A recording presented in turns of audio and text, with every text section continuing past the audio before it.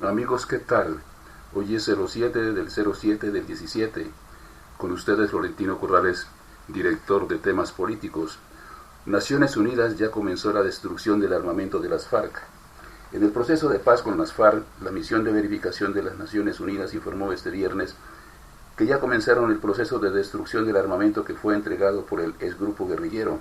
El organismo informó que este proceso ya se está realizando en las 26 zonas de dejación, donde se recopilaron 7.476 armas, entre las cuales se encuentran minas antipersona, granadas de mano y fusil TNT, así como 987.807 municiones de armas. La misión de las Naciones Unidas también informó que ya se compiló la información de 660 caletas de las FARC, de las cuales 456 ya cuentan con plan para su extracción. El organismo informó que de esas 456,94 ya fueron ejecutadas de manera exitosa y verificadas. 6 caletas ya están en ejecución actualmente y la verificación de las otras 356 está a la espera del apoyo logístico por parte de la fuerza pública. En este proceso ya se han recopilado, según Naciones Unidas, 321 armas y material inestable, entre los que se encuentran 9 toneladas de explosivos diversos, 11.660 metros de cordón detonante y mecha lenta, 1.189 granadas de mano y de 40 milímetros, 326 minas antipersonas, 9.607 iniciadores, 92.131 municiones de diferentes calibres de armas ligeras y 243 municiones de mortero, entre los cuales se identifican de 81, 60 milímetros y cohetes. El organismo indicó que esperan que en los próximos días las FARC entreguen información detallada de la ubicación de las caletas faltantes con el fin de comenzar el proceso de recuperación de ese material. En este punto, la misión de verificación afirmó que para el 1 de agosto estará almacenado todo el material existente, incluyendo el que se ha recolectado en las caletas hasta ese momento, para que sean extraídos de las zonas veredales. En temas políticos, presentamos el informe del director. La justicia debe reivindicarse.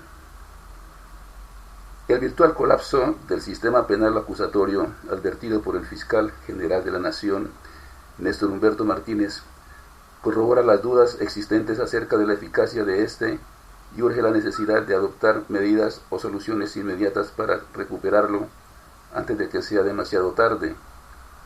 Reveló Martínez que a mayo pasado en el país había 112.461 audiencias represadas, excediendo las más 10.000 a corte de marzo, dejando en claro que el rezago crece a una tasa del 10% cada 2 meses.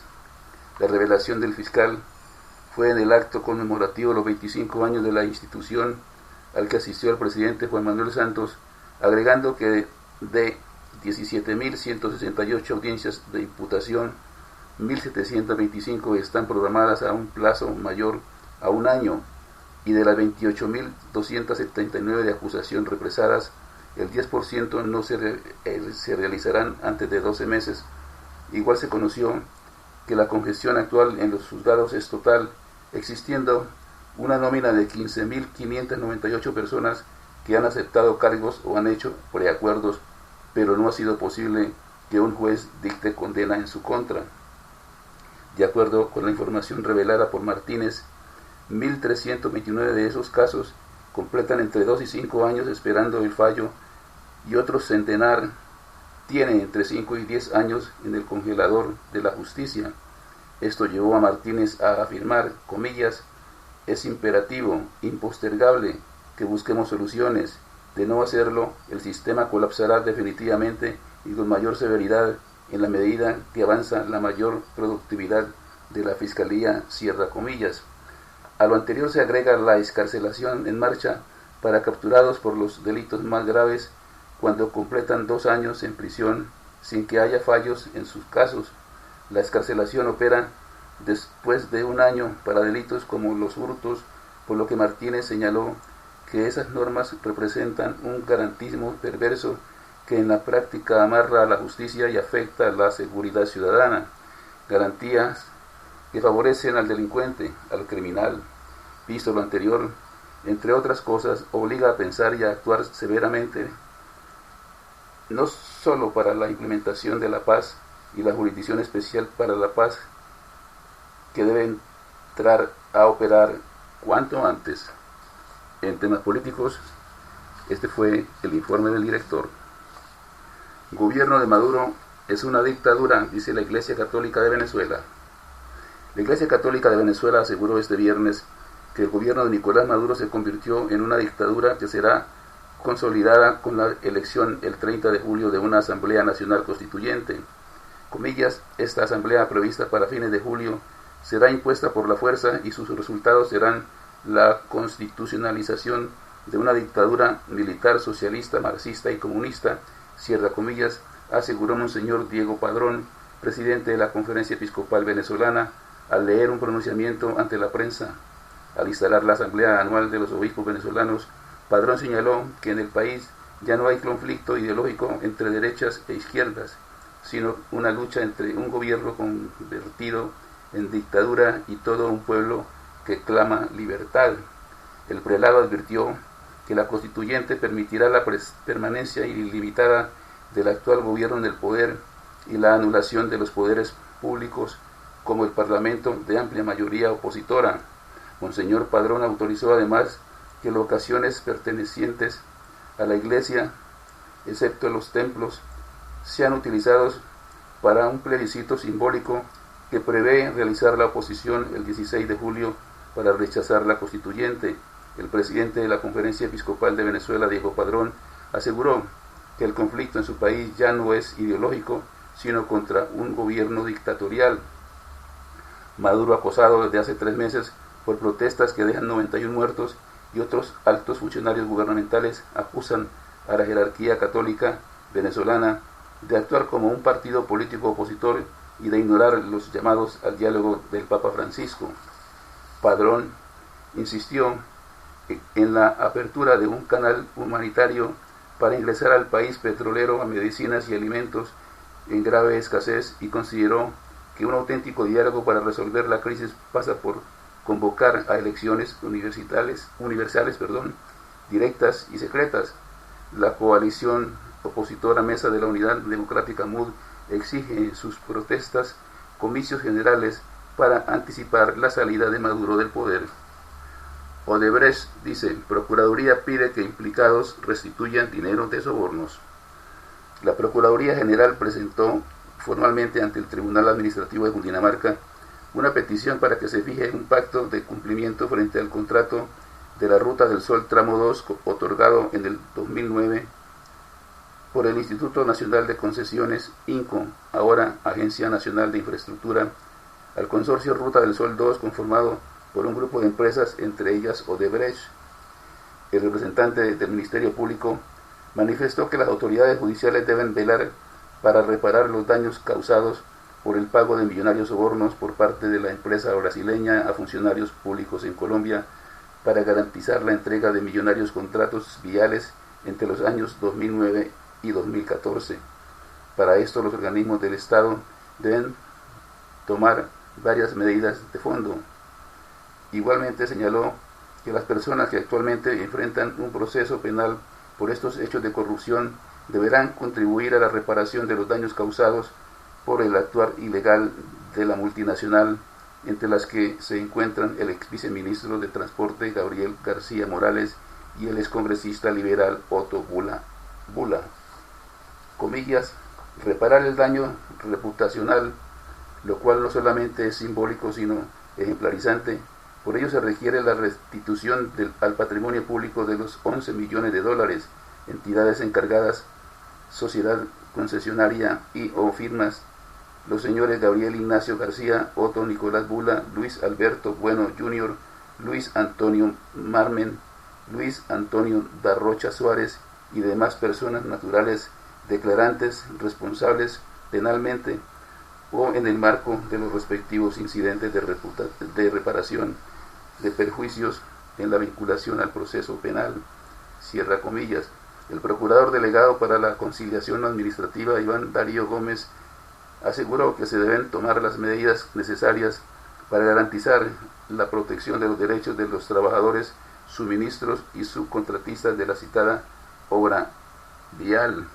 La entidad concesionaria y las firmas representantes serían las encargadas de responder por estas obligaciones.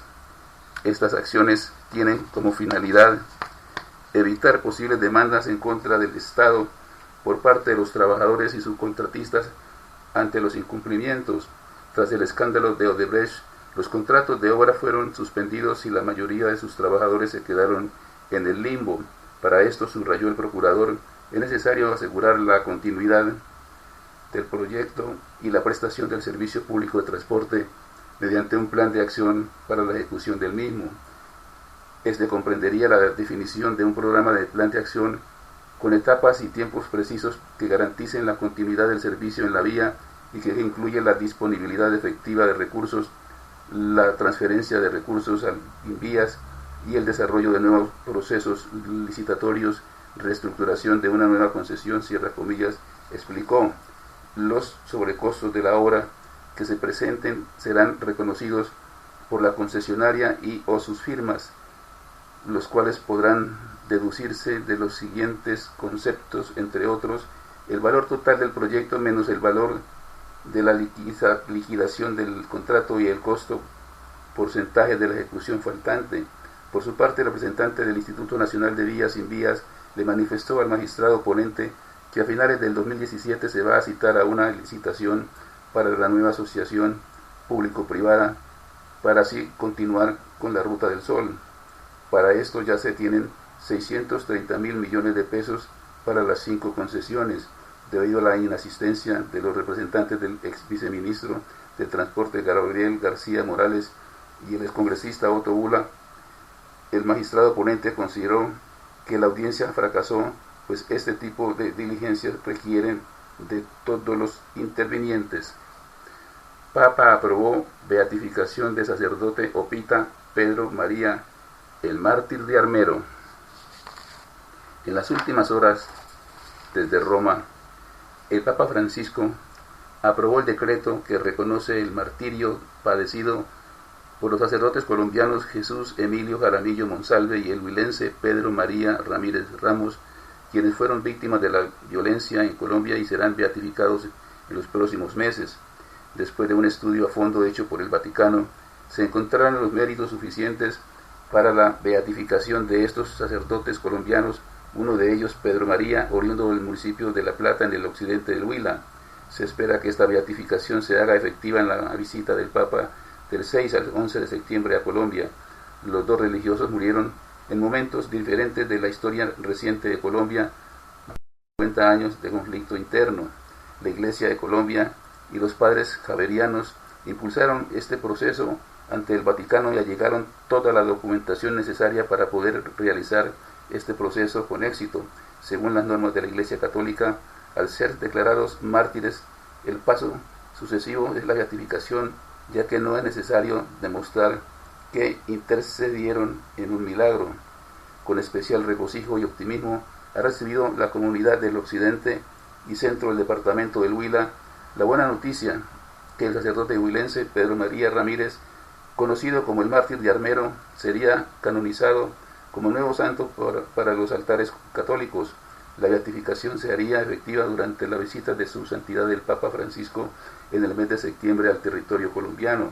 Aunque la Iglesia Católica en Garzón y fuentes cercanas a la diócesis guardaban especial hermetismo sobre el tema, se ha conocido que el mismo obispo Monseñor Fabio Duque Jaramillo se desplazó a Roma hace unos meses para conocer de cerca cuál es la realidad sobre el estado del proceso de canonización que se ha tenido con el jerarca nacido en La Plata, Huila, desde que se conoció su muerte provocada por una multitud en el parque principal de Armero, Tolima, el 9 de abril de 1948, y por la forma en que fue masacrado el religioso, se inició un clamor amplio de quienes lo conocieron en vida y por lo que él defendió en sus principios de Dios y por los beneficios que hizo a los demás, para que fuera declarado por el Comité de Teólogos en Roma, para que fuera desarrollado el proceso de canonización para ser beatificado como santo colombiano. El proceso lleva más de 40 años y ahora comienza a causar los primeros beneplácitos. El sacerdote Pedro María Ramírez Ramos nació en La Plata, Huila, el 23 de octubre de 1899, en el seno de una familia conservadora, hijo de Ramón Ramírez e Isabel Ramos, nacida en la población de La, quienes gozaban de un gran aprecio de la comunidad por sus buenas acciones y obras de amor a la comunidad a la que le servían de forma decidida y con especial vocación.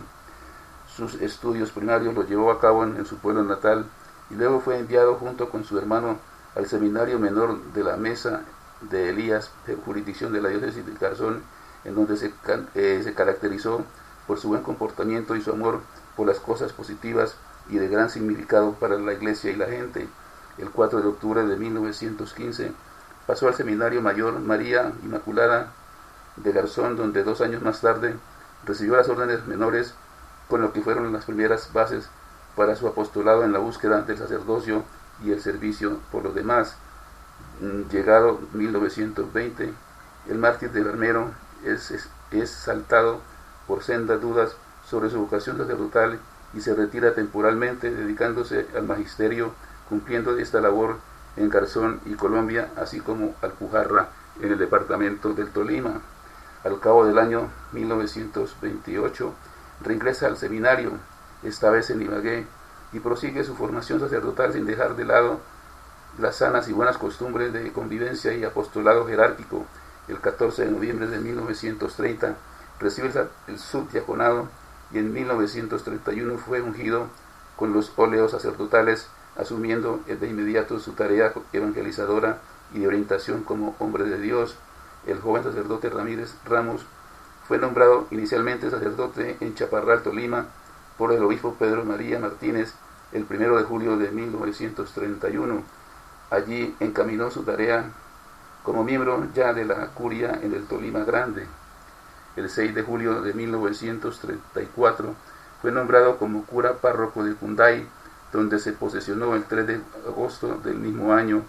En Cunday, la propaganda protestante había logrado relativo éxito y con ese sector tuvo sendos enfrentamientos en Andalucía y en el casco urbano hasta el punto de temer por su vida.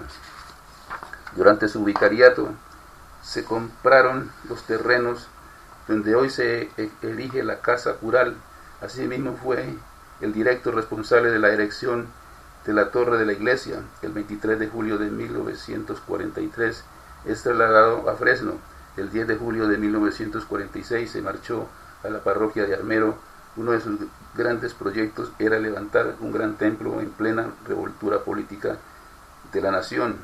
El 9 de abril de 1948 el mártir venía de visitar unos enfermos cuando percibió alboroto en las calles.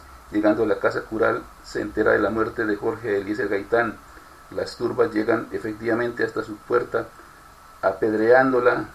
Luego de las 5 de la tarde, las masas ebrias rompen a machete la puerta, piden a las monjas del convento y al sacerdote que entreguen las armas que tienen ocultas. En tanto buscan destrozar el lugar y atacan con machete al sacerdote. Su cuerpo fue arrastrado por el pueblo. El 10 de abril de 1948, en Armero es asesinado a machete limpio por alias Manoñeque y sus secuaces, desatando una incertidumbre, e incluso se habla de que por este hecho se habría declarado una especie de maldición contra el pueblo de Armero, lo que nunca se ha podido demostrar que haya sido así. El mártir de Armero, la vida y sacrificio del padre Pedro María Ramírez Ramos, una víctima de la revolución del 9 de abril de 1948, que en el Huila esperan esperanzados su santificación en medio de una serie de valores que han sido bien evaluados por la Iglesia Católica. En La Plata reposan sus restos en el mausoleo de la familia del cementerio local. Se cuenta con el Instituto Pedro María Ramírez cerca de la parroquia San Sebastián, ubicada En el parque principal y cerca está el museo en donde reposan sus elementos como la piedra ara, las sotanas que él utilizó, el bonete que tenía el día de su muerte con la marca del machetazo que recibió sobre su cabeza y otros elementos que son conservados por la iglesia y que son visitados por cientos de feligreses, seguidores de la doctrina del religioso huilense, a quien le obedecen muchos favores recibidos. Contraloría niega el embargo del sueldo del alcalde de Bucaramanga. Durante 11 meses, Liliana Rodríguez, estudiante de Trabajo Social de la Universidad Industrial de Santander en Bucaramanga, ha recibido de manos del propio alcalde de esa ciudad, Rodolfo Hernández Suárez, 200.000 pesos en efectivo como un auxilio para sus estudios. Junto a ella, un grupo de más de 55 universitarios de estratos 1 y 2 que se forman en instituciones públicas de educación superior de la ciudad, como la UIS y la UTS, Unidades Tecnológicas de Santander, y cuyo promedio académico sea superior a 4.0, también vienen recibiendo este aporte que sale del sueldo que el mandatario dona por el programa Los Pilos del Alcalde. La universitaria indicó que se hizo acreedora del auxilio tras presentarse a una convocatoria que realizó la universidad a través de su oficina de bienestar. Con ese dinero la joven paga su semestre, pero también lo utiliza para otros gastos como el transporte y material académico. En la carta que le escribí cuando me postulé, le dije que yo me pagaba el estudio y que estaba sin trabajo, que por eso necesitaba el beneficio. Comillas, teníamos que llevar una carta al alcalde, decir por qué uno necesitaba el subsidio, y con eso ellos hicieron la selección. En la carta que le escribí cuando me postulé, le dije que yo me pagaba el estudio y que estaba sin trabajo, que por eso necesitaba el beneficio, cierra comillas, explicó la estudiante, quien lamenta que la entrega del dinero se vea afectada, tal como lo aseguró el alcalde, por un embargo que le hizo la Contraloría del municipio a una de sus cuentas bancarias en el marco de un proceso de responsabilidad fiscal. El proceso que lleva el ente de control y que involucra al mandatario está relacionado con irregularidades detectadas en la suscripción de un contrato de prestación de servicios profesionales para la revisión de las etapas precontractuales y contractuales del proyecto de regulación del río Tona del embalse de Bucaramanga, que contrajo en el año 2016 el acueducto metropolitano de Bucaramanga con José Felipe Ardila Vázquez por 378 millones de pesos. Entre los hallazgos de una auditoría que adelantó la Contraloría estaría que al contratista se le pagaron 94 millones, pero el contrato de 8 meses no se culminó y tampoco se regresó el dinero. Comillas, ahora no se puede donar al sueldo porque está embargado. A todos los pilos ya no se les puede dar el auxilio económico y si sigo embargado toca suspender, toca que los pilos del alcalde le pidan al subcontralor Rolando Noriega y al doctor Jorge Gómez Villamizar, contralor, que le den la plata que no van a recibir como consecuencia del embargo que me hicieron, cierra comillas, dijo el alcalde de Bucaramanga, quien cada mes distribuye su salario de más de 13 millones de pesos entre los universitarios. Rolando Noriega, subcontralor en Bucaramanga, salió en defensa de la decisión de la entidad en contra del mandatario, quien preside la entidad. El funcionario declaró que no le fue embargado el sueldo al alcalde, como él lo ha mencionado, sino que solo se dispuso la retención de una sola cuenta bancaria de todos los bienes que éste tiene. Comillas, nunca se ha embargado el salario que recibe como alcalde y por lo tanto se cae por su propio peso lo que él ha manifestado, cierra comillas, dijo el subcontralor, quien precisó que en el caso que en la cuenta objeto de la medida cautelar se le hiciera la consignación del sueldo, el mandatario podría determinar que le paguen en otra de sus propiedades o pedir un cheque. La Contraloría señala que es una medida cautelar de carácter provisional, regulada y obligada, que se toma en derecho en contra de Hernández Suárez, quien es investigado dentro de un proceso de responsabilidad fiscal. Hasta aquí, temas políticos. La invitación muy cordial para que nos sigan en Twitter, Facebook, YouTube, Google, @temas políticos, una sola palabra, de lunes a viernes en este mismo horario. Muchas gracias por su sintonía. Los espero el próximo lunes. Buenas noches.